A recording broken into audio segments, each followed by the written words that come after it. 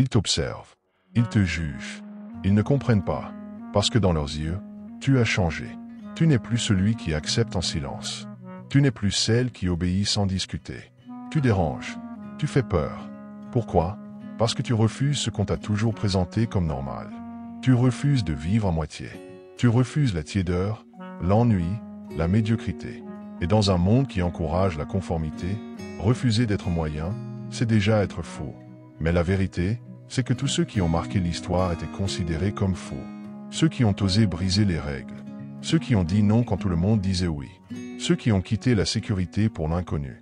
Ceux qui ont décidé de croire en eux avant même d'avoir des preuves extérieures. Ils étaient fous, oui. Fous d'imaginer une autre vie. Fous d'affronter la peur. Fous de travailler pendant des années dans l'ombre, pendant que les autres se distrayaient. Fous de continuer quand tout s'effondrait. Mais leur folie, c'était du courage. C'était de la clarté. C'était une révolte contre la médiocrité. Regarde autour de toi. Combien de gens vivent sans jamais vivre vraiment? Ils se lèvent chaque matin pour faire un travail qu'ils détestent. Ils rentrent chez eux fatigués, frustrés, vides. Ils remplissent leur silence avec des écrans. Ils rient sans joie. Ils consomment sans désir. Et le pire, c'est qu'ils s'y habituent. Toi, tu sens que quelque chose cloche. Tu ne veux pas cette vie par défaut. Tu refuses d'être prisonnier d'un système qui a été construit pour éteindre ta lumière. Et c'est ça, le début de la réussite, le refus. Mais attention, ce chemin ne sera pas pavé d'applaudissements. Tu vas perdre des amis. Tu vas décevoir ta famille. Tu vas entendre que tu es prétentieux, arrogant, irréaliste. Parce que quand tu commences à construire ta propre réalité, tu exposes ceux qui vivent encore dans le mensonge. Ta détermination devient un miroir pour leur résignation. Ta vision dérange leur confort. Ton feu intérieur fait trembler leur routine. Et pourtant, tu ne peux pas faire marche arrière. Parce qu'il y a quelque chose en toi qui bouillonne. Un rêve que tu n'arrives pas à enterrer. Une voix qui revient chaque soir, quand tout est calme, et qui te répète « Tu es fait pour plus ». Tu peux créer ta réalité. Mais pour ça, il va falloir que tu acceptes de passer pour un faux. Alors, sois faux. Sois fou de croire que tu peux changer ta vie. Sois fou d'imaginer un monde où tu es libre, épanoui, aligné. Sois fou d'y croire même quand tout te dit le contraire. Dans cette vidéo, je vais te montrer pourquoi la folie est un passage obligé pour tous ceux qui veulent réussir. Je vais t'expliquer pourquoi la médiocrité est un poison lent et comment reprendre le pouvoir sur ta réalité. Avec des exemples réels, des citations puissantes et des vérités que peu de gens osent affronter. Ce que tu vas entendre ici peut bouleverser ta perception. Mais une chose est sûre, tu ne verras plus jamais ta vie de la même façon. Bienvenue sur Éveil Réussite. La société a peur des gens qui pensent différemment. Depuis notre naissance, tout est organisé pour nous apprendre à rentrer dans les cases. On nous dit comment marcher, comment parler, comment penser. À l'école, on récompense ceux qui récitent, pas ceux qui questionnent. On valorise l'obéissance, pas la créativité. On préfère les élèves dociles, bien sages sur leur chaise, plutôt que ceux qui osent remettre en question l'ordre établi. Très tôt, on t'apprend à chercher la sécurité, un bon diplôme, un emploi stable, un crédit immobilier, une vie tranquille, et on te vend ça comme étant la réussite. Mais au fond de toi, tu le sens. Cette soi-disant réussite ressemble à une prison dorée, un enfermement doux, mais suffocant. Tu n'as plus le droit de rêver, parce que rêver, c'est risqué. Tu n'as plus le droit de te tromper, parce que l'échec fait peur. La vérité, c'est que la société a peur des gens qui pensent différemment. Elle redoute ceux qui refusent le moule. Elle craint ceux qui affirment leur propre voix. Pourquoi? Parce qu'ils échappent au contrôle. Parce qu'ils deviennent libres. Et une personne libre est dangereuse pour un système basé sur la conformité. Écoute bien ceci. Les hommes ont peur des pensées libres, plus que des chaînes. Ou William Goldin. Ceux qui réussissent véritablement ne sont pas ceux qui ont suivi le parcours classique, mais ceux qui ont osé déranger. Regarde Steve Jobs. Il a été viré de l'entreprise qu'il avait lui-même fondée. Il pensait différemment, parlait différemment, créait différemment. On l'a traité d'arrogant, de rêveur, de fou. Mais aujourd'hui, tout le monde se souvient de lui. Ou encore Elon Musk. Quand il a lancé SpaceX, tout le monde a ri. Envoyer des fusées dans l'espace, c'était l'affaire des gouvernements, pas des entrepreneurs. On l'a traité d'irresponsable, de mégalomane. Mais il a continué, parce qu'il savait quelque chose. La seule façon de changer le monde, c'est de refuser ses limites. Ces exemples ne sont pas des exceptions. Ils sont la preuve que penser autrement, c'est le premier acte de courage vers la réussite. Mais attention, penser autrement, ce n'est pas juste avoir des idées originales. C'est accepter d'être seul, incompris, parfois rejeté. C'est marcher dans le noir, sans lumière, avec seulement ta conviction comme boussole. C'est accepter d'avoir tort, plusieurs fois, avant de trouver ta vérité. Ceux qui dansent sont considérés comme fous par ceux qui ne peuvent entendre la musique. Friedrich Nietzsche. Alors pose-toi cette question. Combien de fois as-tu étouffé une idée de peur d'être jugé? Combien de rêves as-tu laissé mourir parce que personne ne te soutenait? Combien de fois as-tu choisi de te taire pour ne pas déranger? Chaque fois que tu renonces à ta différence pour être accepté, tu t'éloignes de ta réussite. Le monde n'a pas besoin de plus de copies conformes. Il a besoin de toi, de ton originalité, de ta vision, de ta folie. Mais pour ça, il va falloir accepter d'être différent, d'être pointé du doigt, de ne pas plaire à tout le monde. Et tu sais quoi? C'est le prix de la liberté. Alors si tu veux réussir, commence par penser par toi-même. Arrête d'attendre l'approbation. Arrête de chercher la validation. Et surtout, arrête de t'excuser d'être différent. Parce que c'est justement cette différence qui fera ta grandeur. La médiocrité est devenue la norme. Fuir la moyenne pour vivre l'exception. Regarde autour de toi. Observe comment les gens vivent. Ils avancent, mais sans but clair. Ils bougent, mais sans direction. Ils se lèvent chaque matin, non pas parce qu'ils sont animés par une mission, mais parce qu'il faut bien aller travailler. Le plus effrayant dans notre époque, ce n'est pas l'échec. Ce n'est pas la pauvreté. Ce n'est même pas l'ignorance. C'est la médiocrité devenue banale, camouflée derrière des vies apparemment normales. On ne t'encourage pas à viser haut. On te dit, sois raisonnable. Ne prends pas de risques. Contente-toi de ce que tu as. Mais est-ce vivre que de simplement survivre? Est-ce cela, ton potentiel? Travailler 40 heures par semaine pour un patron que tu n'aimes pas. Rentrer fatigué, manger en vitesse, regarder une série et recommencer. Pendant 40 ans, la vérité, c'est que la société moderne récompense l'ordinaire et écrase l'extraordinaire. Et si tu veux t'élever, tu dois d'abord te libérer de cette hypnose collective. Être dans la norme, c'est être malade. Jiddu Krishnamurti. Ce n'est pas toi qui es en retard. Ce n'est pas toi qui es trop ambitieux. C'est le système qui est construit pour te garder endormi, pour que tu n'oses jamais réclamer ta grandeur. Il te nourrit de distractions, de réseaux sociaux, de divertissements vides, de pain et de jeux, comme à Rome, pour que tu n'aies plus le temps de penser, de créer, de rêver. Mais laisse-moi te dire une chose essentielle. La médiocrité est un poison lent. Elle ne te tue pas en un jour. Elle t'anesthésie. Elle t'endort. Et un jour, tu te réveilles, à 50 ans, et tu te demandes, où est passée ma vie? Tu vois, les gens ne ratent pas leur vie d'un seul coup. Ils la ratent par petites décisions quotidiennes, par confort, par peur, par paresse. Chaque jour où tu renonces à toi-même, tu fais un pas vers la médiocrité. Chaque fois que tu choisis la facilité au lieu de l'effort, tu nourris ta propre extinction. Mais attention, la médiocrité n'est pas un manque de talent. C'est un manque de volonté. Ce n'est pas une incapacité à faire mieux. C'est un refus d'oser plus.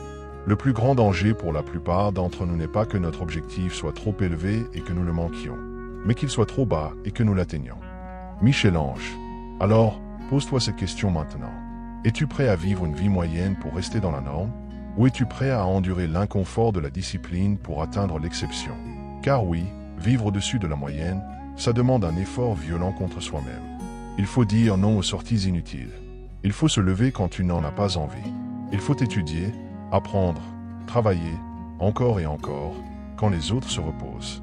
Mais au bout de ce chemin, il y a la liberté. Il y a la fierté. Il y a cette sensation que peu connaissent, celle de devenir ce que tu es vraiment. Tu ne peux pas créer ta réalité si tu vis dans la moyenne. Tu ne peux pas inspirer, impacter, construire quelque chose de grand si tu acceptes d'être tiède. Je connais tes œuvres. Tu n'es ni froid ni bouillant. Puisses-tu être froid ou bouillant? Apocalypse 3, 15-16. Sois chaud, brûlant, déterminé. Refuse la tiédeur. Parce que ceux qui restent dans la médiocrité ne changeront rien. Ils critiqueront, ils jugeront, ils observeront, mais ils ne construiront jamais. Et toi, tu veux regarder passer la vie, ou tu veux la modeler de tes mains. Créer sa réalité, le pouvoir que personne ne t'enseigne. On t'a appris à obéir, à suivre les règles, à écouter les ordres. Mais on ne t'a jamais appris la chose la plus puissante que tu possèdes, ta capacité à créer ta propre réalité. Oui, tu as ce pouvoir.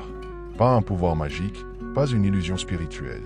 Un pouvoir concret, brut, dangereux pour certains. Le pouvoir de dire non au monde extérieur et oui à ta vision intérieure. Le monde extérieur, c'est ce que tu vois.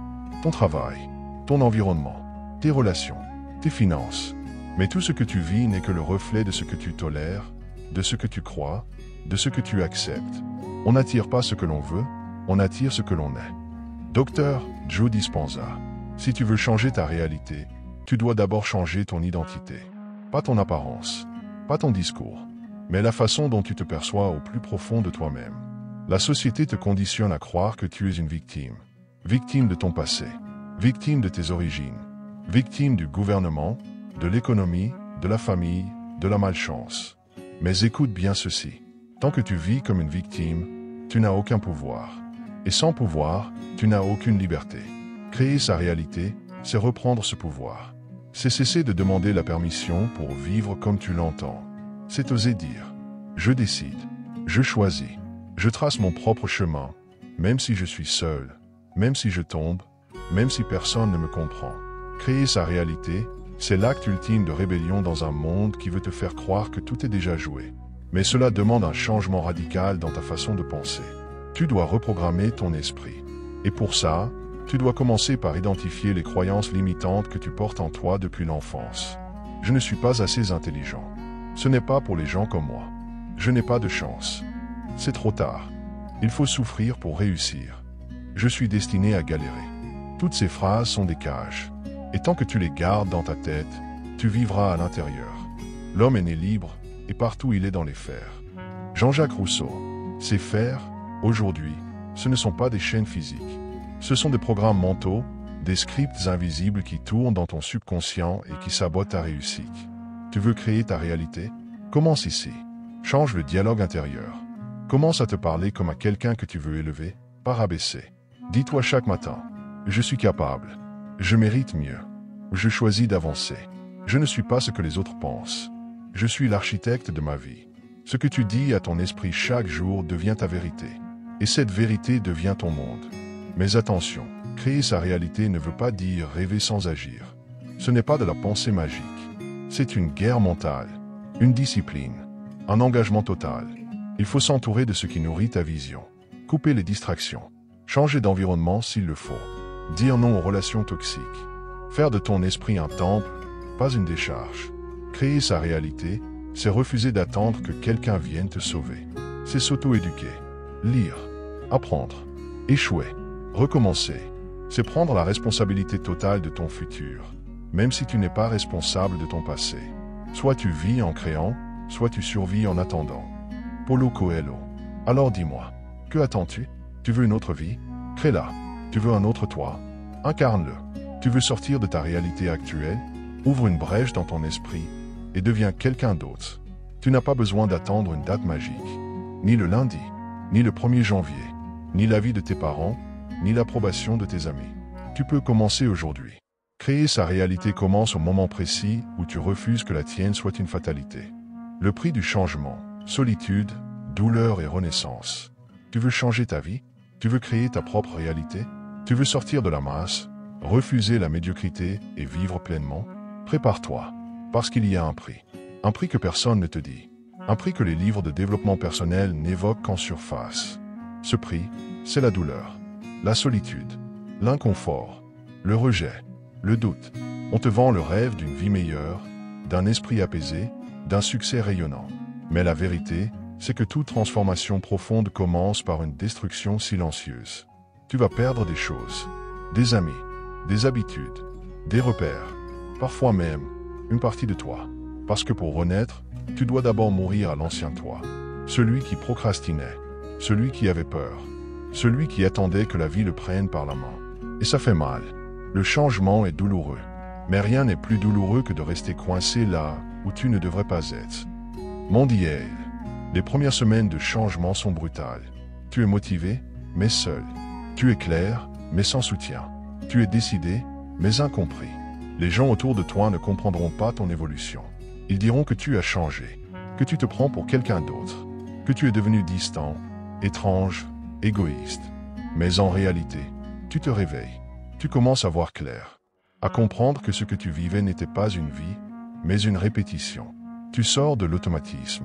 Et ça dérange ceux qui ont encore les yeux fermés. Alors ils te critiqueront, ils te jugeront, parfois même, ils essaieront de te ramener en arrière. Pourquoi? Parce que ta lumière les aveugle. Parce que ta croissance met en évidence leur stagnation. Mais tu ne peux pas revenir en arrière. Tu ne peux plus faire semblant. Tu ne peux plus te trahir pour rassurer les autres. Le changement profond demande du courage émotionnel. Il faut affronter les nuits où tu doutes de toi.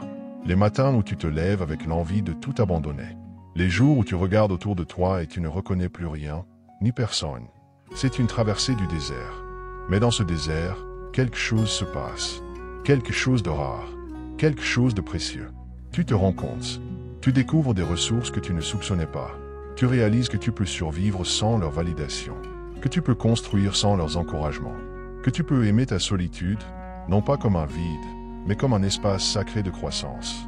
Et quand je me suis retrouvé seul, c'est là que j'ai compris que je ne m'étais jamais vraiment connu. Rue Picard, c'est là que le vrai changement commence. Quand tu n'as plus besoin qu'on te pousse.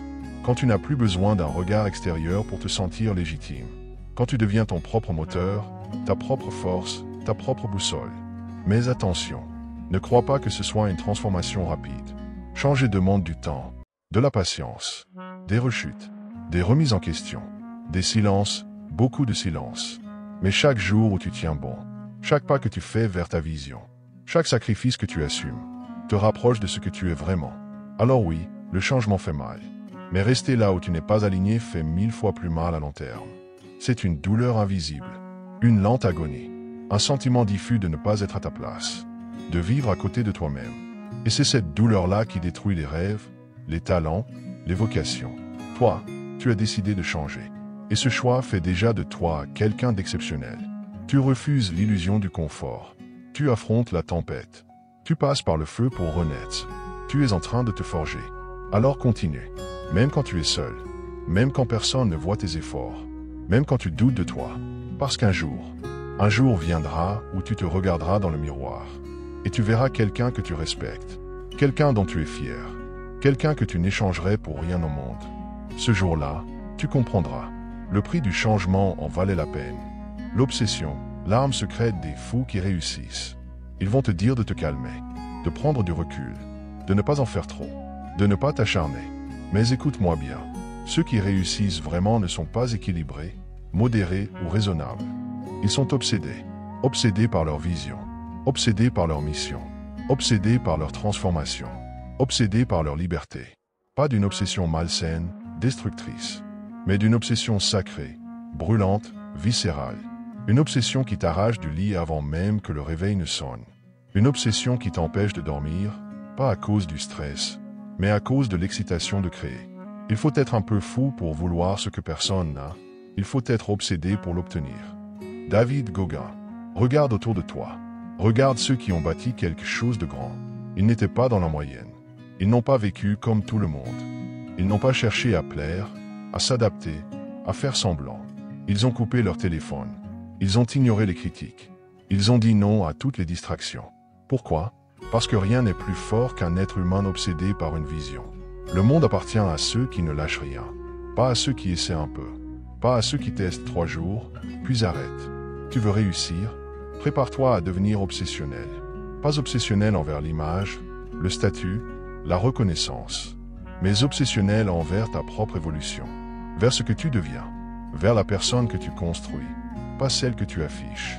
Mais attention, cette obsession te coûtera beaucoup. Tu devras dire non.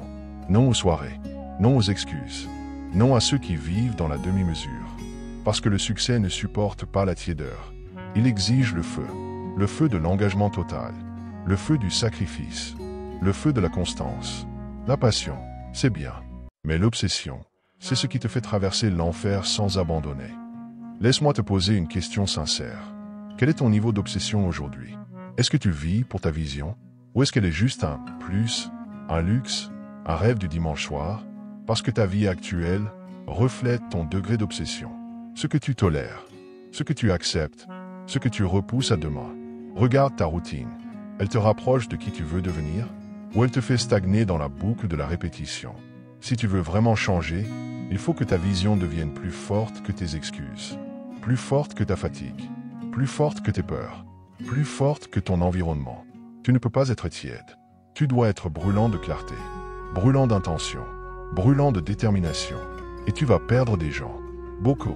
Parce qu'ils ne comprendront pas ton feu. Parce qu'ils verront ton obsession comme une menace. Ils diront, tu te prends trop au sérieux. Tu t'éloignes. Tu changes. Mais tu n'as pas le choix. Tu ne peux pas rester au niveau de ceux qui n'ont pas faim. Parce que toi, tu sais ce que ça fait de regarder ta vie et de ne pas t'y reconnaître. Toi, tu sais ce que c'est que d'être hanté par un potentiel que tu n'as pas encore exprimé. Toi, tu sais que tu es capable de beaucoup plus.